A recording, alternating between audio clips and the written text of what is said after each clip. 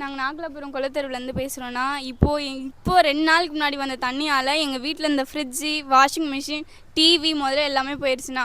என்னோடய சேஃப்டி என் புக்கு முதல்ல என்னால் எடுத்து வைக்க முடியலண்ணா. இவ்வளோ பிரச்சனை. இது 2வது வருஷம் எங்களுக்கு உடஞ்சி எங்கள் வீட்டுக்கு ப்ராப்ளம் வருதுண்ணா. இப்போ எனக்கு 10th படிக்கிறேண்ணா. எனக்கு என் புக்கு வேணும்ண்ணா.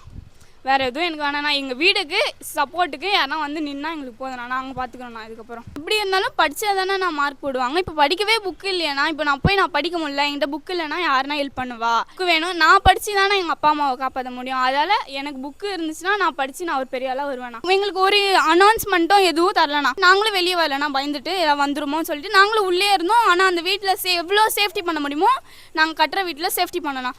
ஆனால் அந்த வீட்டில் இருந்த பொருள் எல்லாமே, அந்த வீட்டுக்கு வாங்கி வச்சிருந்த எல்லாமே அடிச்சுன்னு போச்சுண்ணா. இது வரைக்கும் எனக்கு போட்டுக்க ட்ரெஸ் முதல்ல அடிச்சுன்னு போயிருக்கேண்ணா.